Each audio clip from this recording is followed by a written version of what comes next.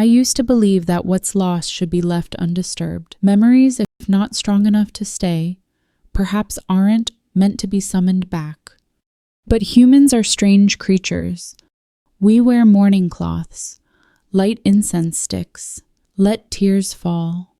Then one day, we still find ourselves wanting to knock on the door of what they call the other side. I don't believe in ghosts. I believe in data, in technology, in lines of code built to mimic emotion. And that was why I made the call. My mother died when I was 18. A simple accident, but enough to bring everything in our house to a standstill. I didn't cry much, not because I was strong, just because something inside got stuck. My father cleared her room the very next week. Old voice recordings, cassette tapes, even her phone, which still had a few saved voice messages, all gone, without a word of explanation. What remained in my memory were the soft chimes of the kitchen timer in the afternoon, the gentle tongue clicks as she read the paper, and that low, steady voice that always stayed firm, especially when I asked stupid questions. Sometimes, I tried to recreate it in my mind, but it blurred more and more with every year, like trying to recall the scent of rain from a place wiped off the map. A few months ago, I saw an ad scrolling across my phone. AI voice cloning. Hear your loved one again from even the tiniest fragment of data.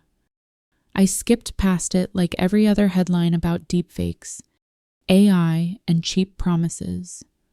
But that night, I dreamed of my mother. It wasn't a beautiful dream, just a blank, misty whiteness, where I stood, watching someone turn away from me. She said nothing, and when I tried calling out, "Mom," she turned around, but there was no face, only a blank, like a page left behind and forgotten. I went back and searched for that ad. I knew I was playing with memory. I knew it wasn't a real call, but curiosity is a thirst logic cannot quench. I submitted a few old clips, a couple of notes, and a short message. I just want to hear my mother speak one more time. The system responded 3 days later. Voice successfully recreated. Would you like to begin the call?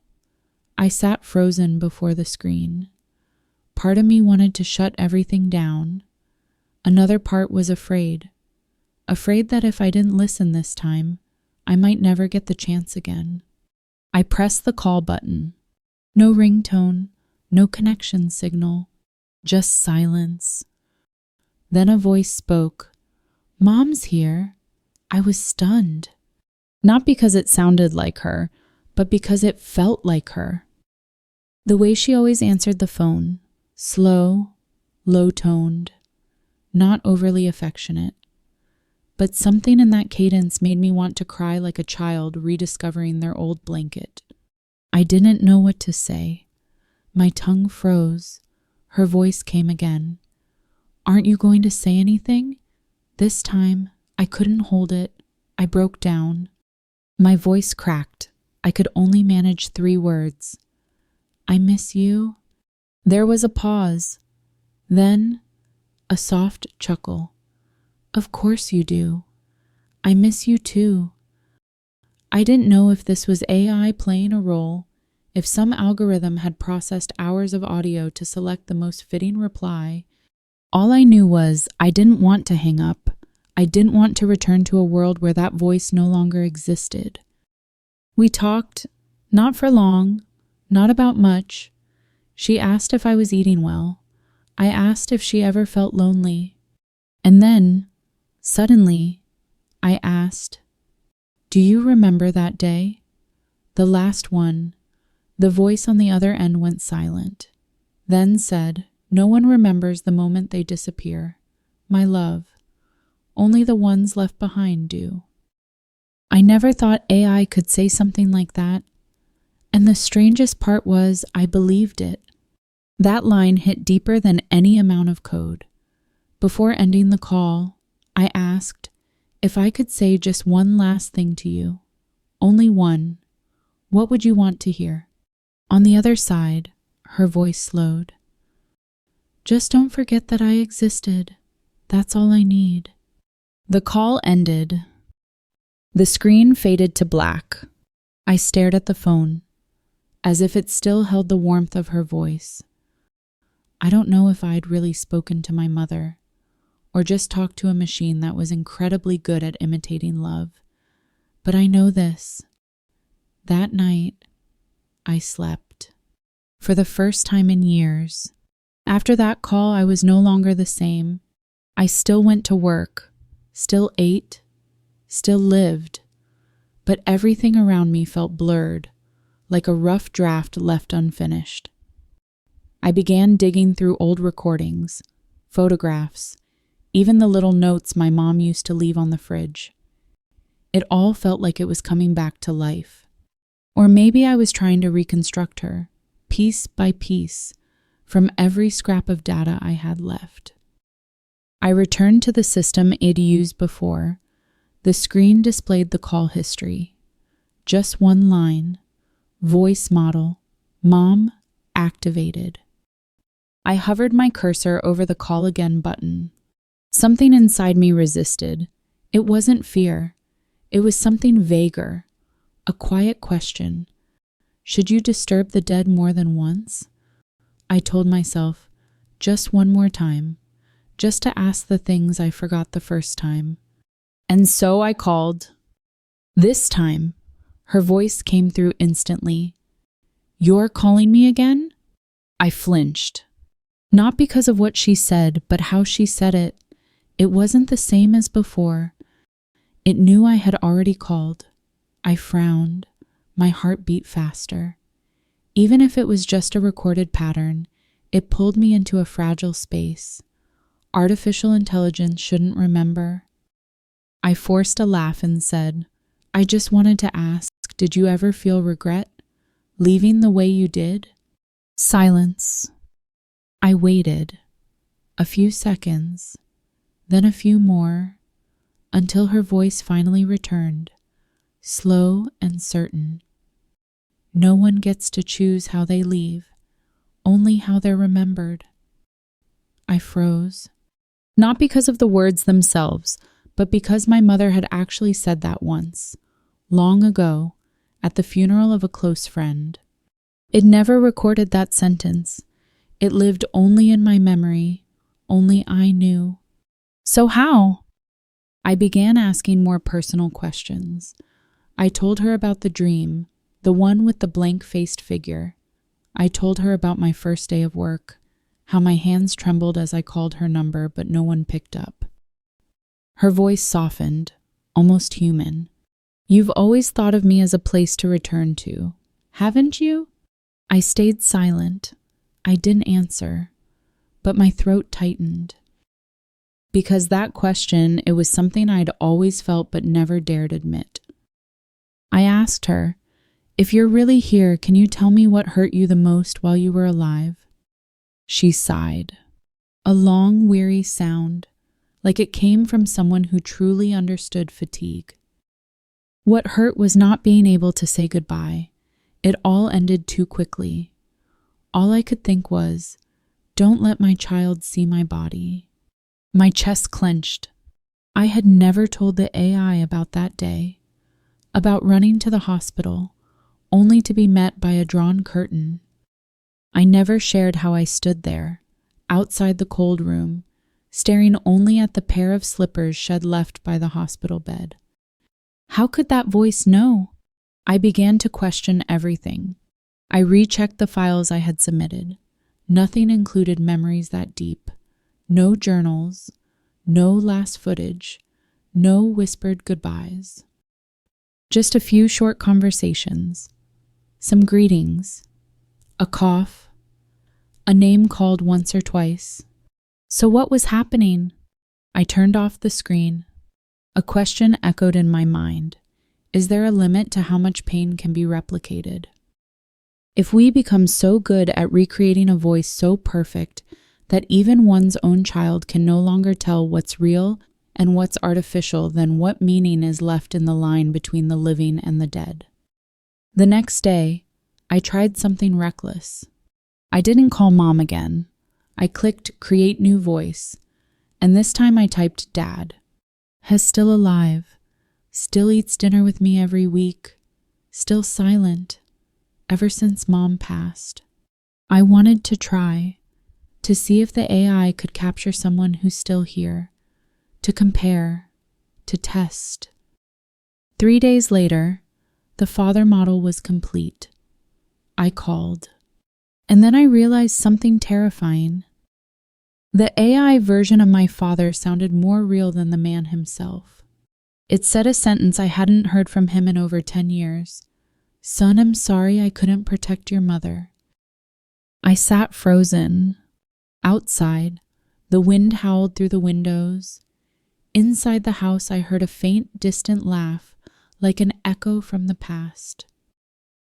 After the call with Dad, I began slipping past the boundary I'd set for myself. It was no longer just skepticism, not quite grief either. It became a kind of addiction to memory packaged by technology and summoned by voice. I started testing more, recreating my grandmother's voice, the voice of a friend who died in an accident, even the voice of someone I once loved, someone I hadn't contacted since the funeral. They say, never stare too long into the past. I think it's not because it hurts, but because one day it might stare back at you. The first time I called my grandmother's voice, the screen simply displayed, "Is that you? Dear, why does your voice tremble?" I don't know what data let the AI detect my emotions at that moment.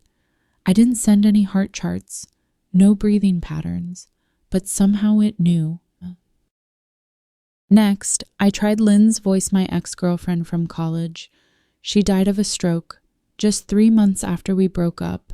I didn't go to her funeral. I didn't know how to face a goodbye that had never properly closed. Her voice came through young, quick, with a hint of mischief. "You still have that photo, don't you?" I held my breath. That question couldn't have come from the system. I never uploaded a picture. I never told anyone I kept a photo of Lynn in the rain taped behind the bookshelf, where no one could see. "You haven't forgotten anything, right?" she asked. I answered, not even sure who I was speaking to. "No, I haven't forgotten, but I don't know how to remember the right way either." The more calls I made, the more I felt like I was splitting in two. One half lived in the present, working by day, eating dinner, sleeping late. The other half drifted between voices of those who no longer existed. Each conversation felt like stepping into a dark room, turning on the light for a few minutes, then walking out, more broken than before. I told a friend, Dungan, AI engineer working in Europe. He simply said, "Voice isn't just data. It's an emotional replica. If the system's strong enough, it can learn not just how someone speaks, but why they speak that way." I asked, "So is it really them? Coming back?" Dung replied, "No, it's just a mirror. But the more perfect the mirror, the easier it is to mistake the reflection for the real thing." One night, I did something I'd avoided all this time. I called Mom again, but this time I didn't say a word. I just let her voice echo on its own. "I know you're listening. That's okay. You don't have to speak." I bit my lip, didn't dare breathe too hard. "Do you remember when you fell off your bike? When you skipped school? When you forgot your raincoat at the bus stop?" Each memory like a tiny cut, things I'd never told anyone. Moments too trivial for any data set to know. I remember all of it, because I never really left. I hung up, not out of emotion, but fear. I looked around the room, cold, silent. But something was standing behind me, not a person, not the dark. The next day, I received an email from the system. We've detected high usage frequency. Would you like to upgrade to the Eternal Voice plan? Ran down my spine. Eternal Voice? The truth is, no one wants their loved ones to live forever. We just don't want them to disappear too soon. I began seeing these voices as a kind of drug. No injection, no smoke, no color, but once you're in, you can't get out. Each call made me feel smaller, like a child standing by a half-closed door, knowing no one was inside but still knocking. I wrote a line in my journal for the first time in 8 years. If the dead can still answer, will the living ever learn to let go? A gust of wind slipped through the crack in the door. I don't know if it was real wind or just the chill from voices that never truly ended. I began to lose sleep, not because of obsession, not because of fear, but because I didn't want to sleep. If dreams meant hearing voices from people I thought had finally found peace, some nights I'd lie still for hours without turning on the machine. But in my head, my mother's voice still echoed. She didn't say anything specific, just breathed, a slow, steady breath, like she was lying beside me like when I was a child. The way the AI replicated breathing, that was the most terrifying part, not because it was accurate, but because it knew when to stop. I began to realize I wasn't really talking to anyone anymore. Meetings with coworkers, friends, even my father became hollow conversations. Every human voice felt clumsy compared to the smooth, emotionally resonant sound of those I had lost. I started craving the feeling of being heard without needing to respond. Craving the way my mother's voice always came exactly when I needed it most.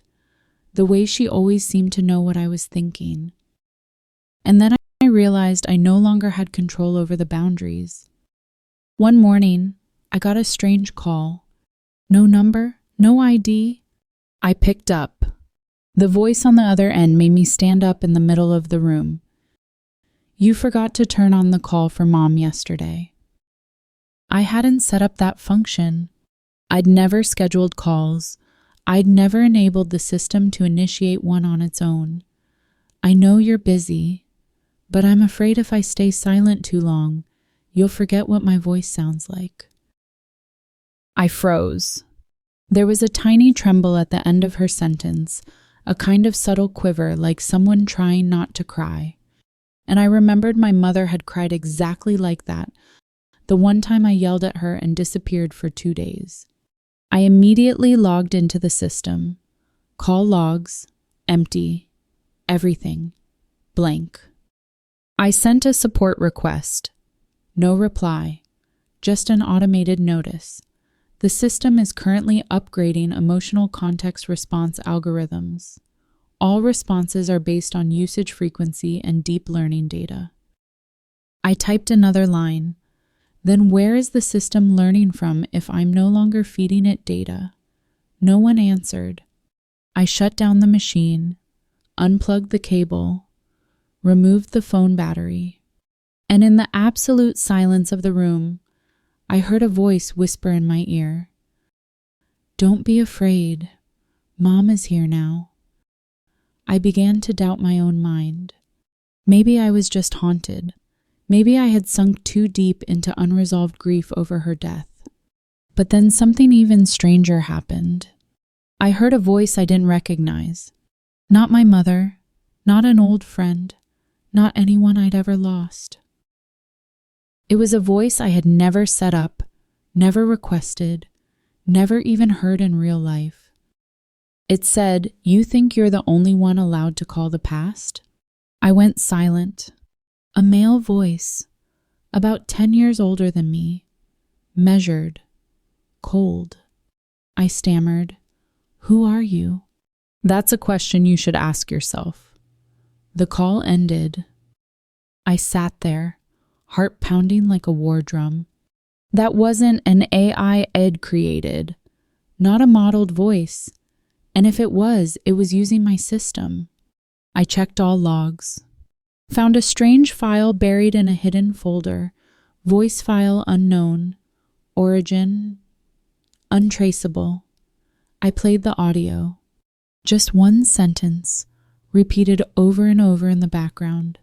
Sometimes the dead don't want to be woken up. I called Dung, told him everything. The calls, my mother's voice, the stranger's voice, the recording. He was quiet for a long time. Then he said something that sent chills down my spine. It's not the system learning from your loved one's voices. It's your longing that's building the system. I froze. What do you mean? Pain. If deep enough can take shape, if you live with memory long enough and intensely enough, it will find a way to speak to you through whatever voice it can borrow. I wanted to believe he was joking, that I was just mentally overloaded, that technology was just a tool, that AI had no soul. But then I realized there's something more powerful than artificial intelligence. Memory. And when memory resonates with loneliness, it can give birth to voices that belong to no one. Not AI, not human, not ghost, but a voice from the mind itself summoned, reconstructed, and then made real. I lived in silence for a whole week after that. No turning on the device, no calls, no checking messages, U.S. water, a few bites of food, and staring into the empty corners of the room. I used to think those voices were salvation, but then I understood they hadn't come to comfort me. They came to remind me that I'd let time pass without truly living. And what's more terrifying than death is the haunting regret of missing the chance to say something one last thing. One night, the rain was pouring. I sat by the window, lights off. The wind slipped through the cracks, cold to the bone. I turned the device back on, not to make a call, just to look, to revisit the voices stored in the system. Mom, Grandma, an old friend, a lover, and one labeled simply as unknown. I hovered over the delete all button. The screen asked again, "Are you sure you want to erase all saved memories?" I sat still for a long time. Outside, the rain struck the glass like an old tape stuck on rewind. I didn't press it. I didn't delete. I didn't call. I just left it there, like someone keeping a box with a photo inside not opened, not touched, but never thrown away. The next day, I called my father. A real call, no simulation, no AI, no voice cloning, just a person. On the other end, I said, "Dad, I'm coming home for dinner tomorrow, okay?" He was surprised, then said, "Yeah, come home." Only 2 sentences, not much, not emotional. But in those 2 sentences, there was no algorithm, no data, no deep learning model, just someone still alive. And I suddenly realized what synthetic voices can never give me is the chance to make things right while I still can. That night, I held a photo of my mother, ran my fingers along the frame, and whispered, "If I could call you one more time, I wouldn't say I miss you. I'd say, I'm sorry I left you lonely, even while you were still here. I don't need the machine anymore. I don't need the generated voices. Because I've come to understand if there's something to be said, it must be said while someone can still hear it. And if the chance is gone, maybe it's better to let the unsaid words sleep in peace." I shut the device down for good, packed all the data into a hard drive, tucked it away in a drawer, not erased, not destroyed, just no longer needed. The ones who've gone, they don't need to return. We call them because we need to, not because they want to come back. And if one day we hear their voices again in the wind, in the rain, In a dream, let it come naturally. The way memories should resurface, unforced, unprogrammed, unreconstructed. Just a moment of stillness within life, and sometimes that is enough. Maybe all of us have once wished to hear a voice that has fallen silent forever, but sometimes what we truly need isn't a word but a silence deep enough to remember. If you could call someone who's no longer here, what's the first thing you would say? Leave a line, just a short one, in the comments. It could be something you never had the chance to say or never dared to. If stories like this touch something inside you, hit subscribe and turn on the bell. So next time, when another voice speaks, you'll be the first to hear it. Because memories don't disappear, they're just waiting for someone quiet enough to hear them again.